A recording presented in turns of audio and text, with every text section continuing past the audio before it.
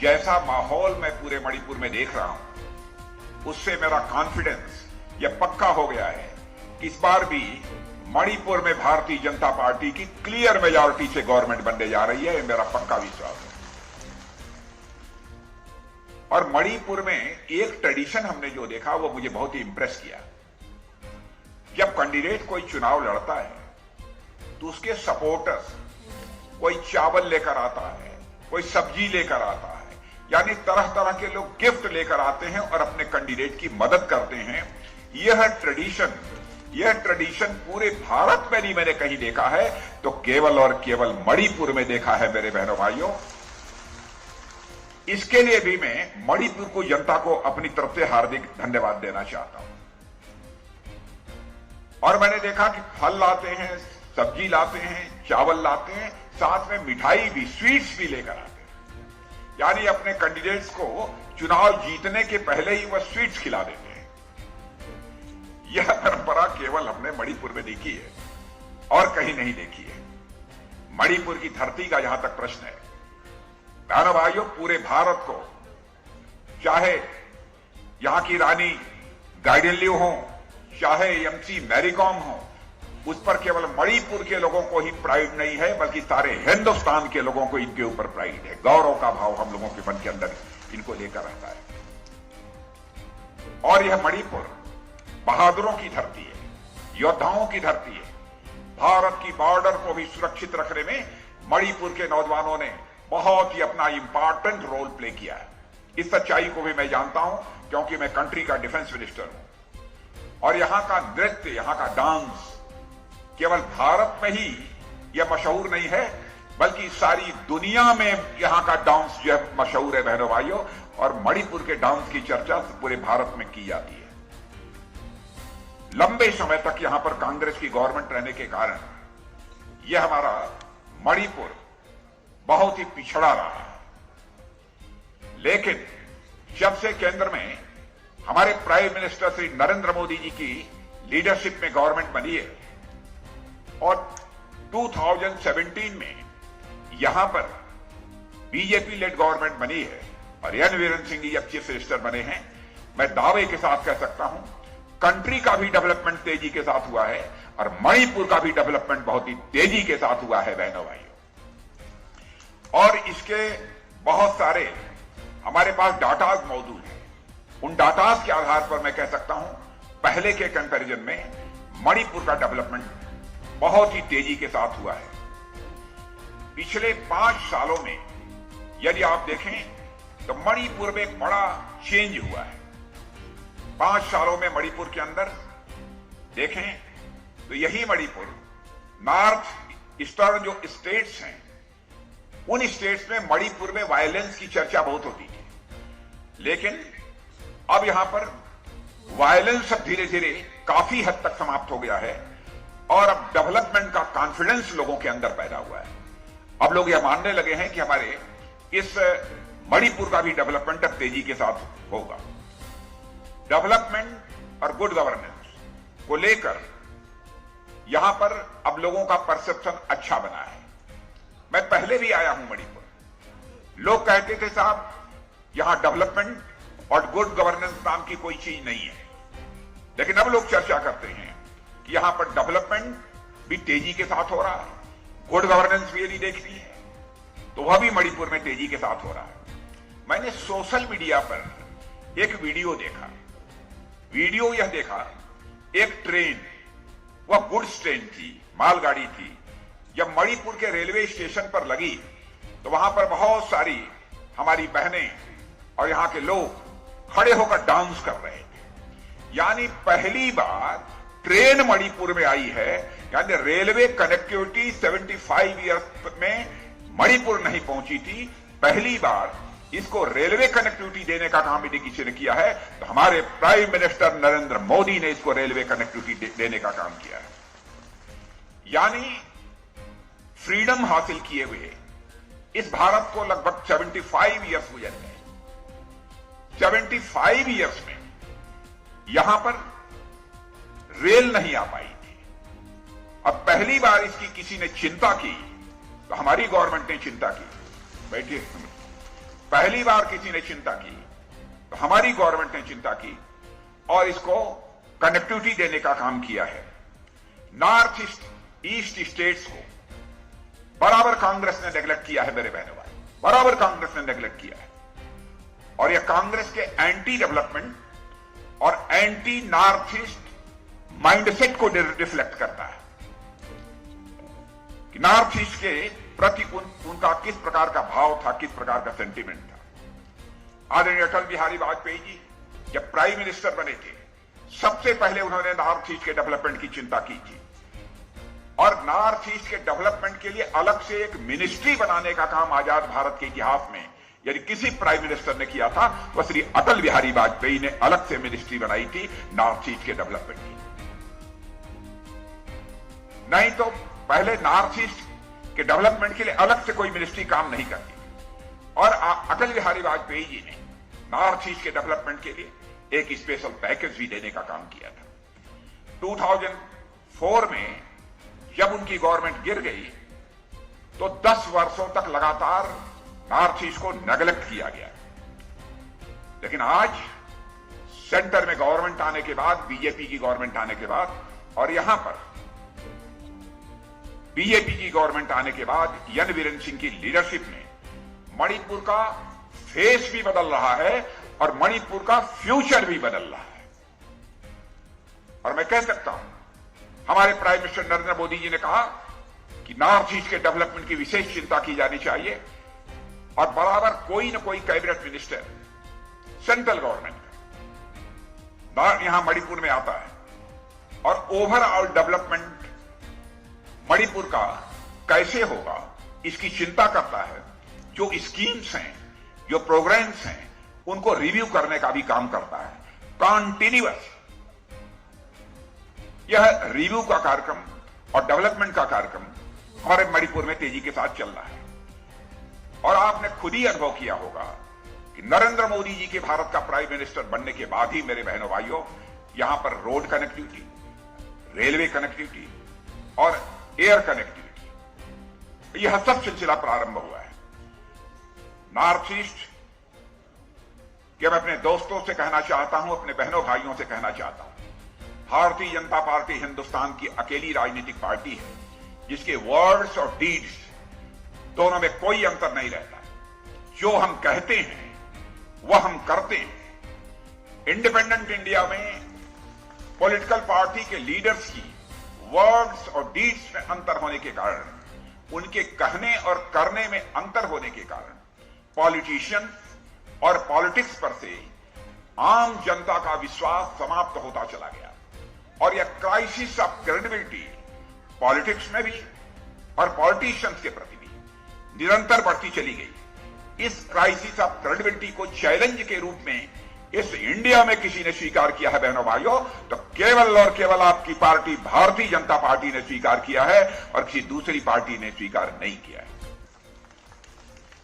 Insurgency की समस्या कितनी बड़ी समस्या यहां की थी, आप खुद ही अनुभव करते होंगे। अब इंसर्जेंसी की समस्या धीरे धीरे समाप्त हो रही है और डेवलपमेंट का सिलसिला तेजी के साथ आगे बढ़ रहा है। और मैं कह सकता हूं वायलेंस की घटनाएं अब लोवेस्ट लेवल पर। 5 साल का हमको मौका दीजिए यहां गवर्नमेंट बनाने का। मैं आपको यकीन दिलाता हूं जो भी थोड़ा बचा खुचा यहां पर वायलेंस है वह वायलेंस समाप्त होकर रहेगा। इंसर्जेंट ग्रुप से भी मैं अपील करना चाहता हूं कि वह वायलेंस की एक्टिविटीज से अपने को दूर रखें।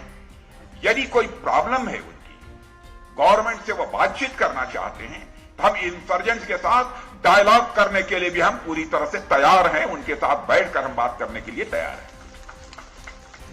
क्योंकि यहां की प्रॉब्लम्स रिजॉल्व होनी चाहिए, हल होनी चाहिए। यहां की लोगों की पॉवर्टी, अनएम्प्लॉयमेंट, यह सब सारी जो प्रॉब्लम्स हैं उनका हम समाधान निकालना चाहते हैं। मेरे बहनों भाइयों, यह भी आपने देखा होगा कि पहले यहां पर हर महीने ब्लॉकेट होता था, वायलेंस की घटनाएं होती थी। लेकिन अब आपने देखा होगा 3 साल में, जो मुझे जानकारी दी गई है कि 3 साल में यहां पर कोई भी ब्लॉकेट नहीं हुआ है। शायद मणिपुर की हिस्ट्री में यह पहली बार हुआ है। इसके लिए यहां के मैं chief minister N Biren Singh ji को भी अपनी तरफ से बधाई देना चाहता हूं। हम इस वायलेंस की समस्या का पूरी तरह से समाधान चाहते हैं, पूरा समाधान चाहते हैं। हम तो चाहते हैं इस मामले में कि यहां पर मणिपुर एक ऐसा स्टेट है, एक भी वायलेंस की घटनाएं नहीं होती हैं, उसमें सारी इंडिया में नंबर 1 स्टेट के रूप में खड़ा यदि कोई हो तो हमारा मणिपुर स्टेट खड़ा हो। यह हमारी ख्वाहिश है, यह हमारी इच्छा है। इसीलिए मैंने इस कंट्री का डिफेंस मिनिस्टर होने के नाते आह्वान किया है, यदि इंसर्जेंट ग्रुप्स हमसे बातचीत करके प्रॉब्लम्स को रिजॉल्व करना चाहते हैं तो हम उसके लिए पूरी तरह से तैयार हैं। हमारी गवर्नमेंट की एक और इच्छा है कि पूरा नॉर्थ ईस्ट, मणिपुर तो हो ही, पूरा नॉर्थ ईस्ट एक टूरिस्ट हब के रूप में खड़ा हो। केवल भारत के लोग ही मणिपुर टूरिज्म के लिए न आए, बल्कि दुनिया के दूसरे देशों के लोग भी टूरिज्म की दृष्टि से यदि आना हो तो मणिपुर आए। इस प्रकार के एक स्टेट के रूप में हम इसको डेवलप करना चाहते हैं। और मैं आपको यकीन दिलाकर जाना चाहता हूं, 5 साल यदि आपने गवर्नमेंट बनाई तो मैं दावे के साथ कहता हूं कि टूरिज्म के माध्यम से मणिपुर स्टेट की इनकम इतनी बढ़ेगी कि यहां तेजी के साथ उस इनकम से भी डेवलपमेंट का काम हो सकता है। मैं एन बीरेन सिंह जी और उनकी गवर्नमेंट को बधाई देना चाहता हूं कि यहां का जो डिलीवरी मैकेनिज्म था, बहनों भाइयों, उसको बहुत ही इफेक्टिव तरीके से उन्होंने लागू किया है। और इफेक्टिव तरीके से तो लागू किया है, लेकिन डिलीवरी मैकेनिज्म में ट्रांसपेरेंसी जिस तरीके से एन बीरेन सिंह जी ने लाई है, उनकी गवर्नमेंट ने लाई है, उसकी जितनी भी सराहना की जाए बहनों भाइयों कम है। और केवल मैं सराहना नहीं कर रहा हूं, इस देश में लोग कहते हैं डिलीवरी मैकेनिज्म के मामले में कहीं पर कोई ट्रांसपेरेंसी इस नॉर्थ ईस्ट में नहीं थी, मणिपुर में नहीं थी, लेकिन उसमें ट्रांसपेरेंसी लाने का काम डिलीवरी मैकेनिज्म में किसी ने किया है तो आपकी बीजेपी की गवर्नमेंट ने किया है। इसके लिए भी मैं यहां की बीजेपी की गवर्नमेंट को मैं बधाई देना चाहता हूं। अब हमारी सेंट्रल गवर्नमेंट हो, हमारी स्टेट गवर्नमेंट हो, बहनों भाइयों, करप्शन का जहां तक सवाल है, मैं जानता हूं करप्शन पूरी तरह से रूट आउट नहीं हुआ है, लेकिन इतनी बात मैं दावे के साथ कह सकता हूं, जहां जहां पर बीजेपी की गवर्नमेंट है, हमारी गवर्नमेंट के ऊपर, चाहे सेंटर की गवर्नमेंट हो चाहे स्टेट गवर्नमेंट, करप्शन का कोई भी सीरियस चार्ज कोई नहीं लगा पाया हमारी गवर्नमेंट। अटल बिहारी वाजपेयी जी की सरकार थी, मोदी जी की सरकार है, हमारी 2 गवर्नमेंट सेंटर में रही है। आपने कांग्रेस की गवर्नमेंट्स को भी काम करते हुए देखा है। कांग्रेस की गवर्नमेंट्स के ऊपर करप्शन के आरोप लगते थे, यहां तक कि कांग्रेस के मिनिस्टर्स को जेल जाना पड़ा है करप्शन के एलिगेशन में। लेकिन कोई नहीं कह सकता है कि भारतीय जनता पार्टी की सेंट्रल गवर्नमेंट के किसी भी मिनिस्टर के ऊपर एक भी करप्शन का कोई आरोप लगा हुआ हो और एक भी मिनिस्टर को कभी जेल जाना पड़ा हो। बहनों भाइयों, ऐसा कभी नहीं हुआ। करप्शन पर हम चोट मारना चाहते हैं। करप्शन को हम कैसे रूट आउट करें? करप्शन को यदि रूट आउट करना है, करप्शन को यदि समाप्त करना है, एक ही रास्ता है, सिस्टम में बदलाव लाना पड़ेगा, व्यवस्था में बदलाव लाना पड़ेगा। और यह काम हमारे प्राइम मिनिस्टर से नरेंद्र मोदी जी ने प्रारंभ किया। मैं एक घटना बतलाता हूं। प्राइम मिनिस्टर किसान सम्मान निधि के अंतर्गत 6,000 रुपीज आपको मिल रहे हैं कि नहीं मिल रहे हैं? फार्मर्स को मैं पूछना चाहता, मिल रहा है कि हाथ उठाइए मिल रहे हो तो। प्राइम मिनिस्टर किसान सम्मान निधि या फार्मर्स, हाँ मिल रहा है ना 6,000? अच्छा मिल रहा है, मिल रहा है। राजीव गांधी जी ने एक बार कहा था, जब राजीव गांधी जी प्राइम मिनिस्टर से इस कंट्री के, तो उन्होंने कहा था क्या करें, हमारी कंट्री में करप्शन इतना है कि 100 पैसा मैं ऊपर से भेजता हूं, लेकिन लोगों के पॉकेट में केवल 15 पैसा 15 पैसा पहुंच पाता है। यह मजबूरी राजीव गांधी ने जारी की, व्यक्त किया था। लेकिन बहनों भाइयों, हमारे प्राइम मिनिस्टर नरेंद्र मोदी ने ऐसा सिस्टम बना दिया कि 6,000 रुपी दिल्ली से चलता है तो पूरा का पूरा 6,000 रुपया आपके अकाउंट में पहुंचता है। एक पैसा भी करप्शन की भेंट नहीं चढ़ने पाता है। यह है तरीका करप्शन को रूट आउट करने के लिए। और यह भी हमारी सरकार ने बहुत ही प्रभावी तरीके से किया है। हम नॉर्थ ईस्ट को पूरी तरह से अपने दिल के पास रखना चाहते हैं, दिल्ली से दूर नहीं रखना चाहते। यही हमारी कोशिश है। अभी हमारी शारदा जी चर्चा कर रही थी, स्टार्टअप, स्टैंड अप, यह सब सारी योजनाएं नॉर्थ ईस्ट में कभी नहीं चलती थी, लेकिन अब नॉर्थ ईस्ट में भी स्टार्टअप कल्चर प्रारंभ हो गया है, जैसे हिंदुस्तान के अन्य राज्यों में भी प्रारंभ हुआ है। यहां के आर्टिजन्स की भी मैं प्रशंसा करना चाहता हूं, यहां के वीवर्स की भी मैं प्रशंसा करना चाहता हूं। जेम की सुविधा उनको उपलब्ध करा दी गई है मेरे बहनों भाइयों, और मुझे खुशी है जेम के प्रति जो अट्रैक्शन लोगों का बढ़ा है। 3450 लोग फ्री केवल मणिपुर में इस पोर्टल से जुड़ गए हैं। यह खूब छोटी बात नहीं है, बहुत बड़ी बात है। मणिपुर के रहने वाले लोगों को, आर्टिजन्स को एक बहुत बड़ा मार्केट भारत में कहीं पर भी अपने आर्टिजन्स के आइटम्स को बेचना चाहते हैं तो बेच सकते हैं। यह पहली बार किसी सरकार ने यह सुविधा नॉर्थ ईस्ट के लोगों को उपलब्ध कराई है। अब इससे ज्यादा खुशी की बात और क्या हो सकती है। ई गवर्नेंस को हम लोगों ने बढ़ावा दिया है। मैं यही आप सब लोगों से कहना चाहता हूं मेरे बहनों भाइयों, भारतीय जनता पार्टी का बहुत ही डेवलपमेंट का एक हमारा क्रेडिबल ट्रैक रिकॉर्ड है। जब भी भारतीय जनता पार्टी की सरकार जहां भी रही है, डेवलपमेंट के ऊपर विशेष ध्यान दिया है। हमारा तो डेवलपमेंट का एक क्रेडिबल ट्रैक रिकॉर्ड है, लेकिन कांग्रेस का जहां तक प्रश्न है, कांग्रेस का एक बिल्कुल ब्रोकन रिकॉर्ड है डेवलपमेंट का। जितना लंबा समय 60 ईयर कांग्रेस को मिला है, हमको 60 ईयर नहीं, हमको तो 15 ईयर्स चाहिए। 15 ईयर्स में ही हम देश को दुनिया की जो धनवान कंट्री, रिच कंट्रीज मानी जाती हैं, उन रिच कंट्रीज की क्यू में लाकर खड़ा कर देंगे। आज भारत में भी प्रॉस्पेरिटी तेजी के साथ बढ़ रही है।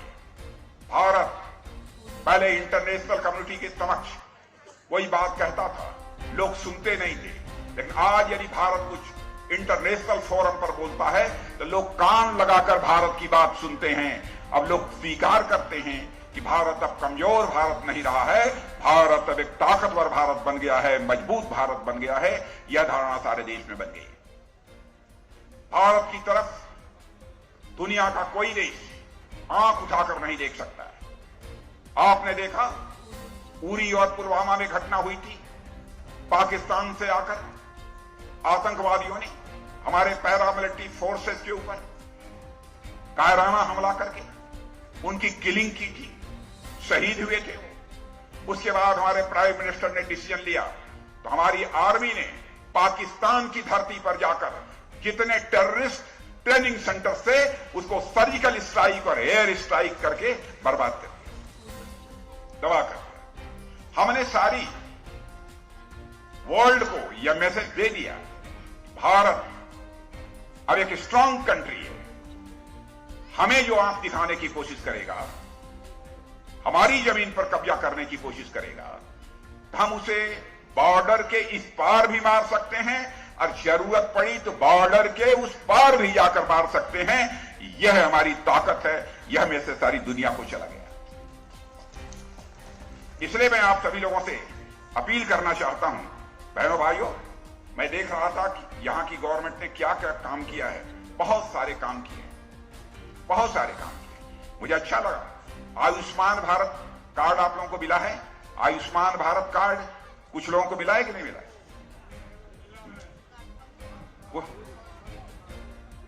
आयुष्मान भारत कार्ड हाँ मिला है, कुछ लोगों को मिला है, कुछ लोगों को नहीं मिला है। बैठ जाइए, बैठ जाइए, बैठ जाइए। मैं आप लोगों को बताता हूं, आयुष्मान भारत कार्ड मिलेगा आपको, चिंता मत। जिनको नहीं मिला है उनको मिलेगा। 1 साल तक 5 लाख रुपए तक का ट्रीटमेंट फ्री होगा। यही आयुष्मान भारत योजना है, यही आयुष्मान भारत योजना। और वह कार्ड मिलेगा। ये एलपीजी गैस सिलेंडर पहुंचा है, तभी कि नहीं पहुंचा है? यह पहुंचा है। यह पहली बार मोदी जी ने किया है। लकड़ी जलाकर, अंगीठी जलाकर, धुएं में आंख से पानी आता था और हमारी माताएं बहनें खाना बनाती थी। लेकिन अब वो ऐसे हालात हम लोग नहीं रहने देना चाहते। कोरोना भी है, कोरोना कोविड है कि नहीं, अभी है। कोरोना पर भी जिस तरीके से कंट्रोल करने का काम हमारे प्राइम मिनिस्टर ने किया है, उसको प्रेज किया जा रहा है दुनिया के दूसरे देशों में। अमेरिका, फ्रांस, ऑस्ट्रेलिया, रूस, यहां पर कोरोना के कारण आज भी बड़ी संख्या में लोग मर रहे हैं, लोगों की जिंदगी जा रही है। लेकिन यहां पर कोविड पर, कोरोना पर काबू पाने में जिस तरीके से हमारे प्राइम मिनिस्टर ने करिश्मेटिक काम किया है, उसकी सराहना पूरे दुनिया में हो रही है। वैक्सीन पहले हमारे यहां नहीं बनती थी, हम दूसरे देशों से मंगवाते थे। आज वैक्सीन हमारे देश में ही नहीं, देश में तो बनी रही है, हम दुनिया के दूसरे देशों को भी वैक्सीन एक्सपोर्ट करने का काम कर रहे हैं। यह भारत की ताकत बड़ी है। इसलिए मैं आप सभी से अपील करने आया हूं मेरे बहनों भाइयों, कि आप सभी का समर्थन भारतीय जनता पार्टी को प्राप्त होना चाहिए और हमारे यहां के कैंडिडेट श्री करम सिंह जी को जिता देंगे, जिता देंगे। हाथ उठाकर जरा बतलाइए, जिता देंगे? पक्का मानकर जाऊं? और बहनों भाइयों, करम सिंह जी को आपने मैं कितने में 5,000 6,000 से नहीं जिताना है, तो इस बार 8,000 से आप जिता दीजिए करम सिंह जी को। यह मैं अपील करने आया हूं। 8 to 10,000 से हमारे करम सिंह जी जीतने चाहिए। इसलिए आज के इस अवसर पर इससे ज्यादा कुछ न कहते हुए आप सबको धन्यवाद देते हुए, बहुत देर से आप लोग प्रतीक्षा कर रहे हैं, मैं अपनी बात समाप्त करता हूं। Thank you very much.